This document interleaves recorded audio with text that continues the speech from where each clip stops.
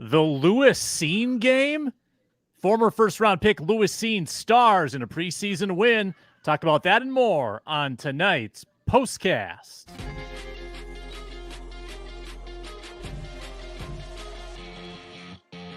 You are Locked On Vikings POSTCAST, part of Locked On Minnesota on the Locked On Podcast Network. Your team every day. Welcome in. It's the Locked On Vikings POSTCAST. We do this after every single Vikings game. I'm Sam Ekstrom, sitting in for Luke Inman, the postcaster general himself. He's out today. Ron Johnson joins from his radio studio, set to do the radio postgame. Joining us first, we appreciate that, at 3Ron Johnson. And there is Luke Braun, host of Locked On Vikings on the Locked On Vikings podcast feed, where you can also find the audio of this show, the Locked On Vikings POSTCAST. Plenty to get into. Nick Mullens gets the start. He looks decent. Lewis Cine looks phenomenal. And who else flashed and helped solidify their spot on the 53? All of that on tonight's POSTCAST.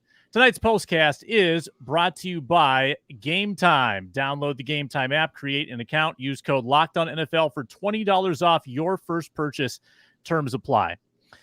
This is the Lewis Cine game, gentlemen. This is my top story. I think it's a lot of people's top stories as the Vikings win 27-12, by the way, moved to 2-0 in the preseason. Lewis Cine's stat line, this is per NFL stat keeping, 10 tackles, 5 of them solo, a sack, an interception, tackle for loss, pass defensed, and 2 QB hits. Ron Johnson, Lewis Cine, who many had sort of proverbially left for dead on this 53-man roster, suddenly making a late push. Yeah, the fact that Jay Ward, and I know they mentioned this on the broadcast, Jay Ward, was turned into a cornerback in college, came to the NFL, played safety, now playing a little bit more corner. I think they're trying to find an additional safety to kind of be in that nickel package, the guy that can come in. Special teams wise, he was in there through the entire game up to the end. But Lewis Cine had a great game. I'm happy for him. He was one of our first interviews when he first came to the league. And so I've been pulling for him. The injury was gruesome. It was tough. But the guys seem to love him on the sideline when you see like him being involved in plays. The only criticism I have of Lewis Cine is on that interception, go score. Like those, he ran backwards. He ran the wrong way. Well, I mean, if both of them, both the picks. Yeah. Well, if you look at the other interception, what was it, 91 yards, and he got caught by the quarterback, and he's trying to, I don't know what he was trying to do. That was weird. But if you look at Lewis Cine, if Lewis Cine hops up, he probably gets a block from one of his guys, and then those offensive linemen are already gassed. They don't have any speed to keep up with Lewis, and now it's you racing the quarterback. And I do remember Lewis Cine having a decent amount of speed coming out of college. That was one of the things that he had straight line speed. So I would have loved this, especially with 20 seconds to go. Why play for the kneel on the ground? Like, this is not the end of the game to win a game. And it's the preseason, so who gives a crap? Go have some fun out there, run around, maybe toss it back to a teammate. Who cares? You got the pick and with 20 seconds to go. Yeah, I call BS on the flag they threw on him. I mean, he laid a hit, the kind of hit that you saw on his college highlight reels, and the physicality that he was known for coming into the league. He gets flagged for it, and I think he didn't get flagged for it. Sam. He didn't get flagged for it. That was holding on someone else, on the new guy, the I don't know, Gorbachev, whatever his name is. 45. Thank you for clarifying that, because I thought they flagged Clean hit. Right. No, yeah, they flagged somebody else, so it was still a first down Browns. It was a first down anyways, but nope, clean hit on Cine. That's good to know. Justice was served properly then. Your thoughts on Cine, Luke Braun? I don't think we had him on our 53. Might have to change that. I have not had him on the 53, and here's the thing too. In addition to everything Ron said, like playing a good game, being a sound tackler, one missed tackle on the weird tip drill thing, which feels like an easy one to excuse. Like the angles get so weird when the ball tips up like that. But otherwise, being a sound tackler, being a more sound tackler than Jay Ward, who had a really rough game, and Bobby McCain, who also had a rough game, who was seemingly playing ahead of him on the depth chart. It kind of felt like everything went right for Cine to move up the depth chart. And Bobby McCain, who's had a couple of rough games now in the preseason, with Lewis Cine, like, if you're going off just the preseason and no priors and none of the like expectations on either guy, veteran, whatever, Lewis Cine is just frankly been a better safety than Bobby McCain. So if you're going to keep one or the other, which I believe is the decision for me right now, I'm slamming Lewis Cine. Jay Ward has moved out of that position anyways into corner. You do with him whatever you're going to do with him. But I don't know if those two are even in direct competition anymore. So yeah, it looks great just from the 53-man angle. Smith, Bynum, Metellus. Theo Jackson has achieved not playing status. That's where Theo Jackson's at. He didn't play in the game. He's in. He's your number 4 safety. I think, and then Lewis Cine might be where he's at right now in the order, ahead of McCain, ahead of Ward. I think keeping a 5th safety would be in the Brian Flores wheelhouse, and that would be a good story for Lewis Cine to do something for the Vikings in the league, and a little redemption for the front office to say, hey, we were patient with him. We developed him a little bit. We gave him some time to get back from the injury. And last year, when he got to play a lot in the preseason, it was a struggle. Missed tackles, getting trucked by Zach Charbonnet, not knowing where to go.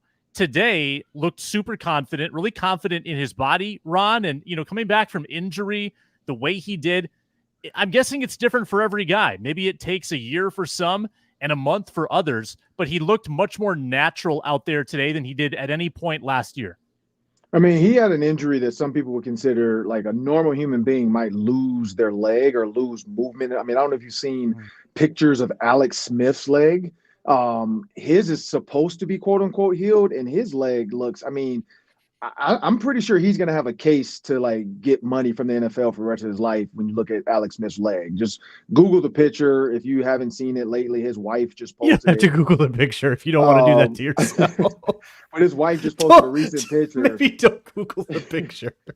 Saying this is like whatever, how many years since injury, doing great. And you see the leg and you're like, oh, you forget how gruesome some of these injuries can be. So for Lewis Cine to even be back where he is and to have a, like, not say normal looking leg, but a leg that can still go play football without any type of braces or anything, like, I think that's it. Like, it's mentally, 1, can you come back? 2, now you're back. How can you physically get out there and do the things I need you to do? And what you're seeing, if you see Lewis Cine on the sideline, even, before plays, after play, he looks extremely comfortable. And I think that was the key. He never was comfortable. His rookie year, he was like drinking water from a fire hose, then he gets hurt. And then after that, you just don't know if he has it to come back. And now you're seeing a guy that's actually come back. He looks like he wants to make this roster. And his best friends are going to be Theo Jackson and Jay Ward, because those guys' ability to play other positions within this defense, like Jay Ward can play corner, Theo Jackson can play behind Josh Metellus, that frees up him to Lewis Cine and behind Harrison Smith and Cam Bynum. So, I think they're all pulling for each other. You can see on the sideline, they all really want him to make this team. At the end of the day, and like most people with their 5'3" right now, it comes down to numbers. You heard Kwesi say, I think I don't know if it was a Freudian slip, but he's like, we only went into it with 8 linemen last year. So, we need some swing guys. So he's kind of saying, like, we're only going into this with 8 linemen. We need a Dalton Risner to play left and right. We need a Walter Rouse to play left and right. So, he kind of tipped his hat as well, because he's like, we want to see what these guys can do. And I think next week's going to be that key to find that 8th lineman, to find that 5th receiver, and now to find potentially, 9 DBs? So this is going to be crazy. Yeah, I got to think, if you're a first-round pick, the first round pick of the GM for your team, you probably win the tiebreaker over guys when they come down to final roster construction, right? This is such a feather in Lewis Cine's cap. We do have Jay in the comments saying, well, it ups his trade value. I guess they probably wish Andrew Booth had a little higher trade value when they dealt him for Nashawn Wright. Do you think that's in the cards at all, Luke Braun, a potential Lewis Cine trade after he was really showcased? So if you aren't going to keep him, you're probably trading him, because his contract is actually costs the Vikings more cap space to cut than it would to keep. So you'd probably be trading him, but it's a matter of, are you just saying, hey, somebody give me a 2028 6-7 swap or something stupid, but you're really just taking the contract and you're giving someone exclusive waiver priority to a team that just had a good draft grade on him a few years ago and says, maybe we can do this. So maybe you up that a little bit, but yeah, I think right now just straight up waiving Lewis Cine might not be possible. So it's either a trade or a keep, but I think he made a step toward keep. Now look, you show up in the next game against the Eagles, you have a bad game, it undoes all of this. So the road is still, we haven't arrived anywhere. We're just on the road to it. The comments are on fire for Lewis Cine. Come join us in the comments here in the Locked On Vikings postcast. Plenty more to come. Vikings win 27-12. Lewis Cine, the star, and also the wide receiver depth flashes early in the game. We'll talk about that depth chart next on the Locked On Vikings postcast.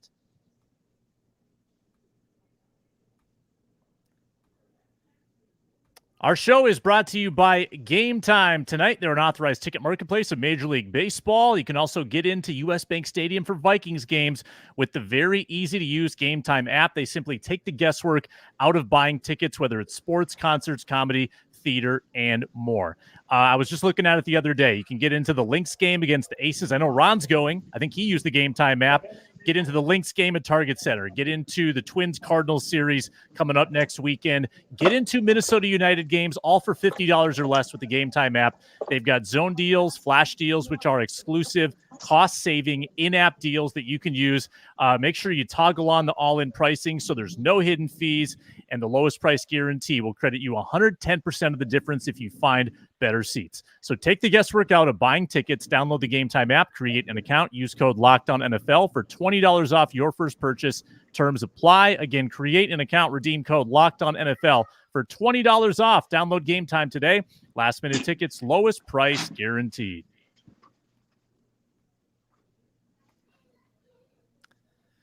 Yours truly, Sam Ekstrom. That's Ron Johnson. That's Luke Braun. Make sure to check out Locked On Vikings, by the way. Great daily Vikings content all week. And you've got Ron Johnson on the Ron Johnson Show Tuesdays. He had Aaron Jones' twin brother, Alvin Jones, on the show last Tuesday. Go check that interview out on the Locked On Sports Minnesota YouTube channel.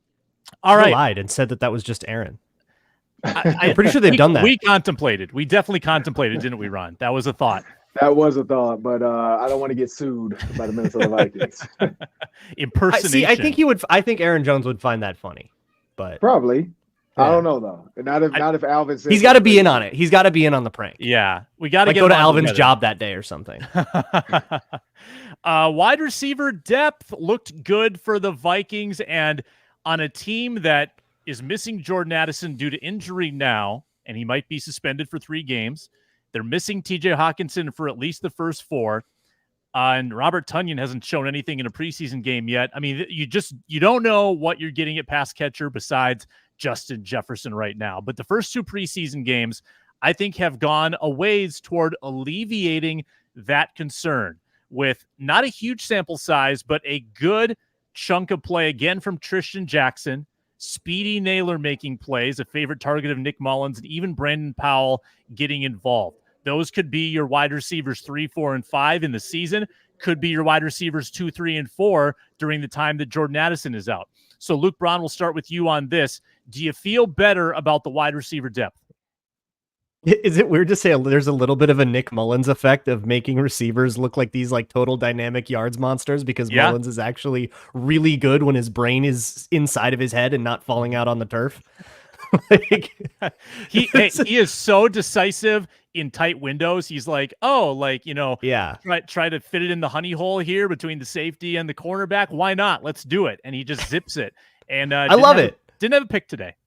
I love it for a backup in a preseason game, but if that counted, I'd be clenching. It was a good showing for kind of all 3 of those second team wide receivers and Trishton and Jalen Naylor, and then even Brandon Powell getting a little bit in as well. You kind of have that group solidified, and that's sort of the vibe that I get on the whole roster today. Is that like a lot of things calcified? Like, okay, Trishton Jackson went from, hey, maybe he's, questionable 53-man roster bubble guy to like, okay, we were seeing some pretty good stuff in camp, pretty good stuff in that first preseason game, but we're all being, tempering it. And a second good preseason game, it's like, okay, yeah, no, this dude just making the 53. We just can like kind of be sure about it now when really we thought it was happening, but we were unsure.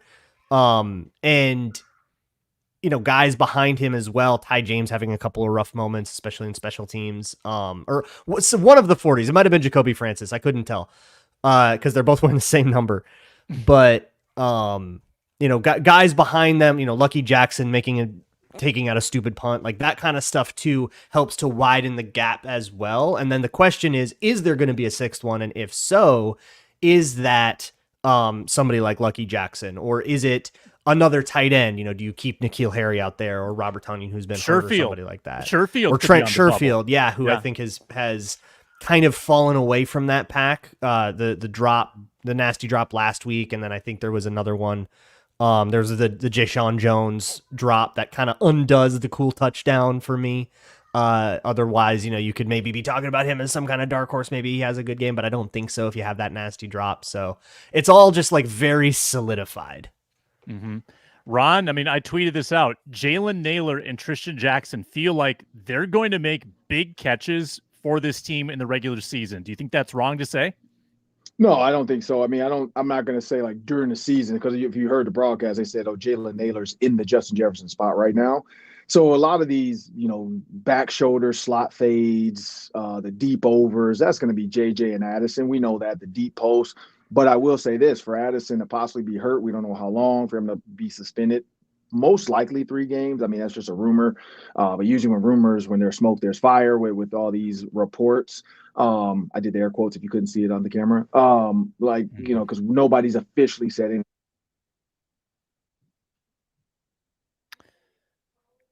We lost Ron's I just audio. lost Ron audio.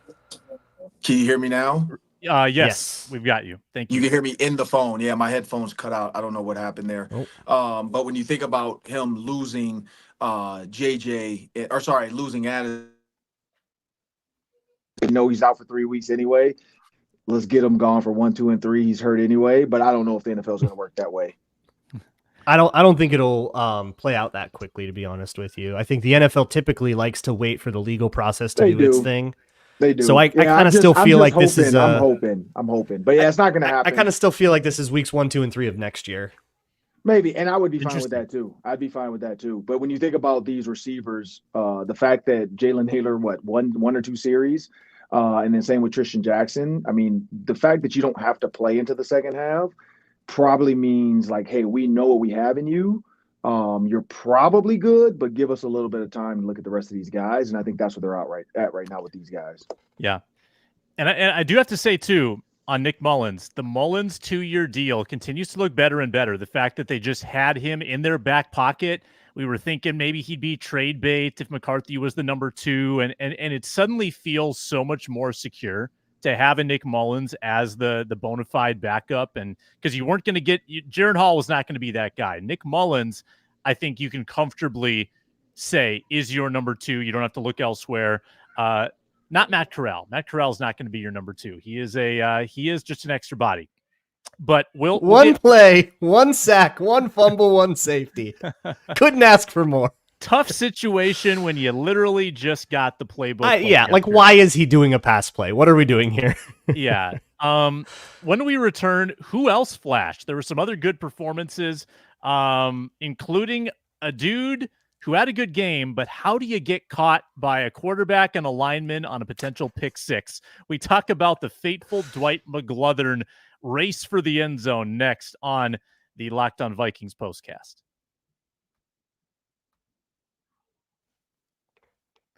We are brought to you today by LinkedIn Jobs. When you're hiring for your small business, you want to find quality professionals that are right for the role. That's why you have to check out LinkedIn Jobs. They've got the right tools to find the right professionals for your team faster and for free.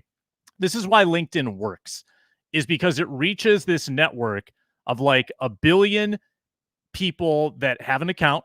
And 70% of LinkedIn users don't visit other leading job sites. They might not actively be looking, but they see the posting. It piques their interest. LinkedIn just has so much reach. So if you're not on LinkedIn, you're in the wrong place. 86% of small businesses get a qualified candidate within 24 hours.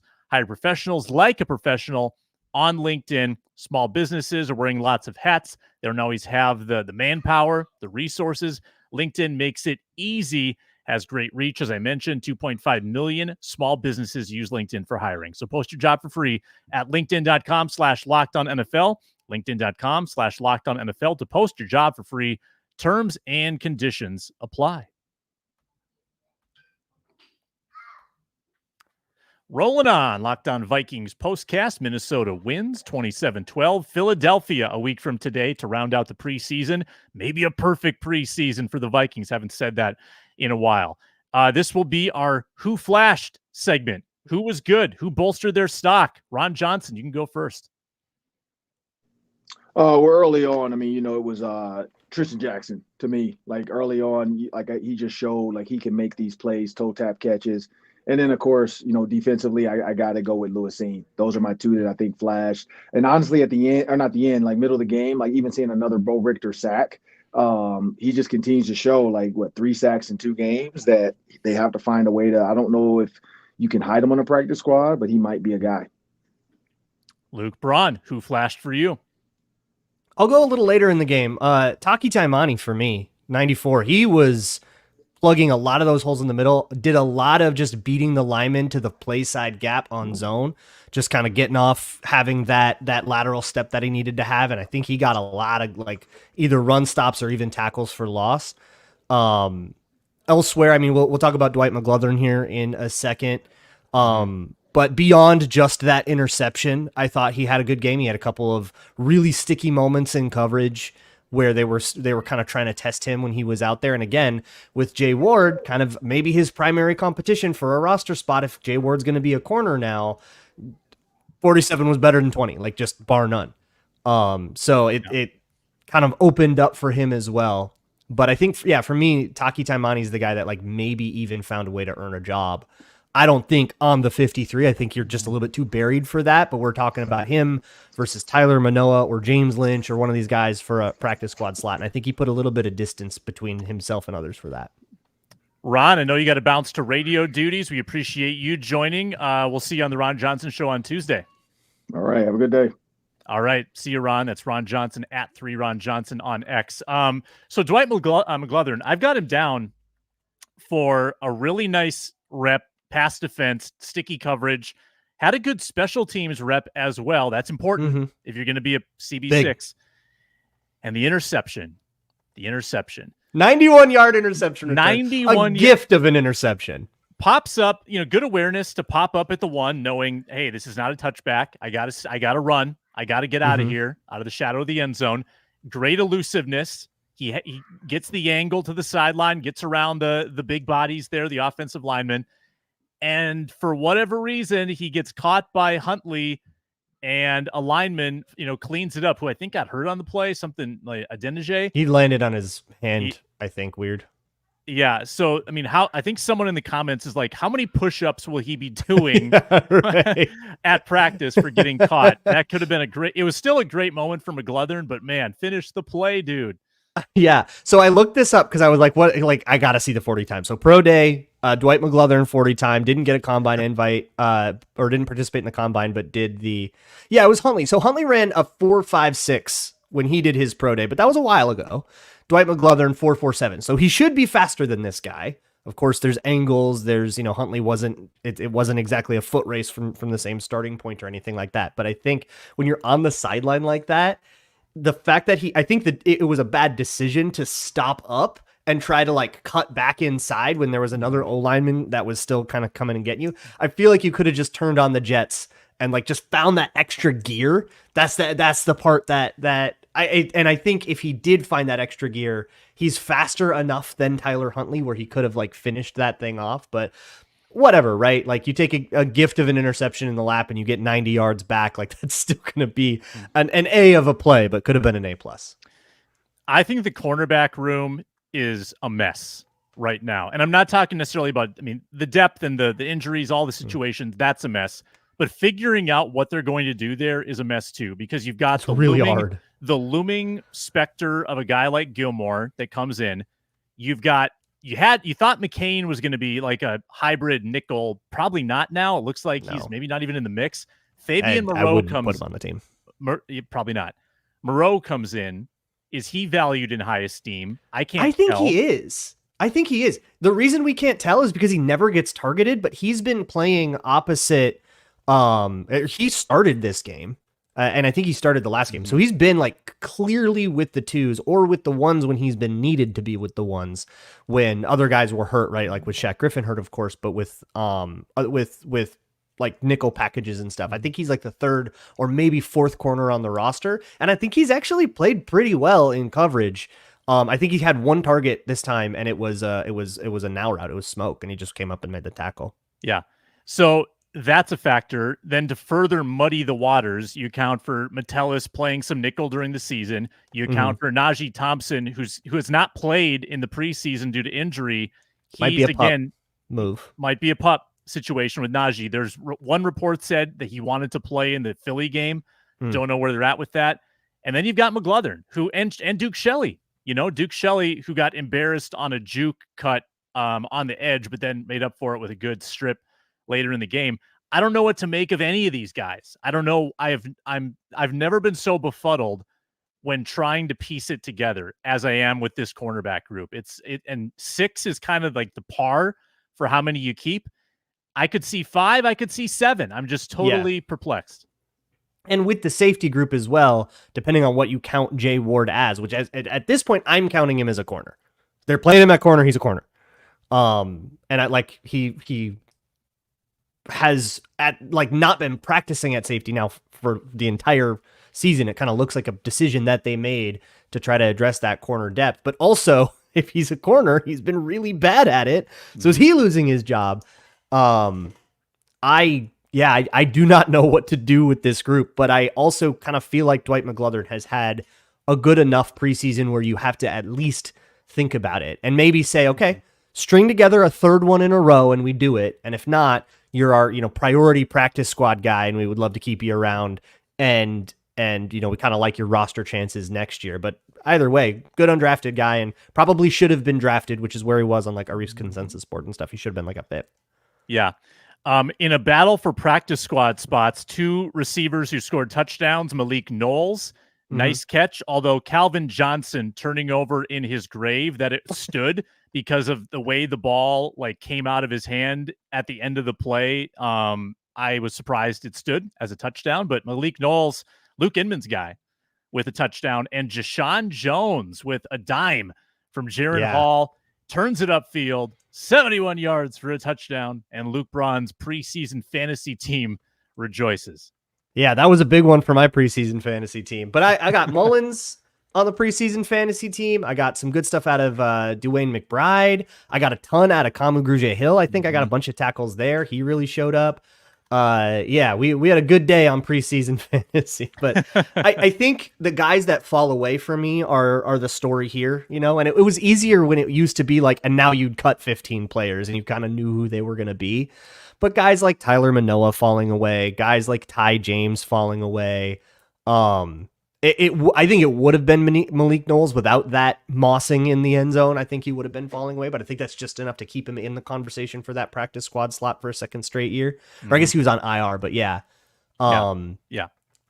But yeah, those guys. And then, guys like Trey Knox kind of falling away, getting smoked on a run play. The first run play Matt Corral was in for, Trey Knox getting smoked there and only catching one flat. While, meanwhile, N'Keal Harry just shows a lot more. So even if N'Keal Harry doesn't make the roster, which I kind of don't think he does, I think there's been too many mistakes. I agree. But for that practice squad tight end slot, I think I would rather keep him than Trey Knox, and you'll have Sammis Reyes on the roster regardless because he doesn't count toward the limit. All right, rapid fire emptying of the notebook. Brian Asamoah robbed of a safety. I think it's first contact. Even if the quarterback's momentum is carrying him back into the end. Okay, so just the first. I think so because I think it's first contact becomes the forward progress rule. So I think on the one was right, but I'd have to look at that again because first contact might have also been just on the goal line. But also, I don't care. Good play. He had a good game. He was a stat stuffer. Bo Richter, sack number 3 of the preseason. Got there. Yep. Had to get the Bo Richter sack. That's the guy, again, with Gabe Murphy still out too. Yeah. That's a big one of can't make the club in the tub. I think the same thing might be happening a little bit. And I hate to be the one to say it, but to Dalton Reisner. Ooh. Ed Ingram, by can't the make way, the club in the tub. Only starter playing Ed Ingram. That might just be a numbers game. Oh my God. Ed Ingram versus the twos was disgusting. He annihilated those guys. They a lot of those I think it was still Wongwu. A lot of those Wongwu runs right behind the right guard, he was just dusting those guys. It's get him out of these poor Browns D linemen. He was sledding them. Gave up the one stunt, one sack. That kind of sucked. Had a miscommunication with David Questenberry. Kind of had guys passing off. Didn't quite play the stunt right. But I think it might have been his fault. So there's a mistake there.